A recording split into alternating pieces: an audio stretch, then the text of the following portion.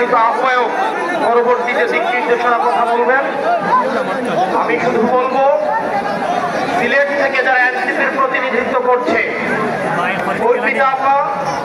আমাদের এহতেশাম ভাই, জুনায়েদ ভাই, আপনারা তাদের হাতকে শক্তিশালী করেন, এনসিপিকে সিলেটে শক্তিশালী করেন।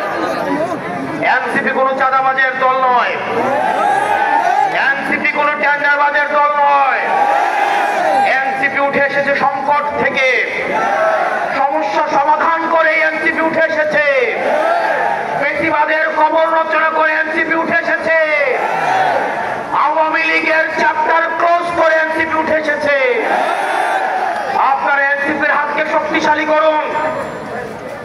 আমরা আপনাদেরকে প্রতিশ্রুতি দিচ্ছি, পরবর্তী বাংলাদেশে জনগণের বাংলাদেশ করার জন্য এতদিন পর্যন্ত আমাদের দেশটা হয়েছে ধনিক শ্রেণীর, আমাদের দেশটা হয়েছে বসুন্ধরার, আমাদের দেশটা হয়েছে প্রশাসনের, আমাদের দেশটা হয়েছে আর্মিদের, আমাদের দেশটা জনগণের হয়ে ওঠে নাই। আমরা আপনাদেরকে প্রতিশ্রুতি দিচ্ছি, এনসিপির নেতৃত্বে ক্ষমতা জনতার হাতেই আমরা ফিরিয়ে দিব। প্রিয় সিলেটবাসী, আপনারা সবাই ঐক্যবদ্ধ থাকবেন। আমাদের সংকট শেষ হয়ে এখনো যায়নি, আমাদের সামনে লড়াই রয়েছে। ইতিমধ্যে আওয়ামী লীগের একটা পক্ষ, যারা আওয়ামী লীগ করেছে, আওয়ামী লীগের সুবিধা নিয়ে লেখক হয়েছে, আওয়ামী লীগের সুবিধা নিয়ে যারা অ্যাক্টিভিজম করেছে, আওয়ামী লীগের সুবিধা নিয়ে যারা মিডিয়া খুলেছে, তাদের প্রতি আমাদের সজাগ দৃষ্টি রাখতে হবে।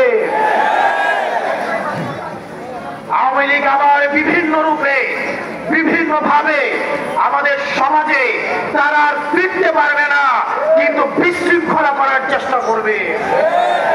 তাদেরকে আমাদের ঐক্যবদ্ধ ভাবে প্রতিরোধ করতে হবে। আপনারা সবাই ভালো থাকবেন, সুস্থ থাকবেন। এই মুহূর্তে বাংলাদেশে কোনো কিছুর প্রয়োজন আছে, বিচার আর সংস্কারের প্রয়োজন আছে, বিচার আর সংস্কারের প্রয়োজন আছে।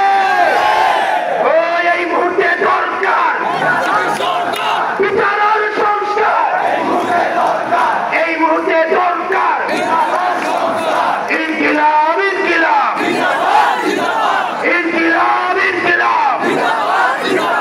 নতুন করে আবার দেখতে পাচ্ছি আমাদের মুজিববাদের পাহারাদার দাঁড়িয়ে যাচ্ছে। তারা কথায় কথায় আমাদেরকে বাংলা ছাড়তে বলছে। আমরা বলবো চাঁদাবাজার দখলদার বাংলা নয়,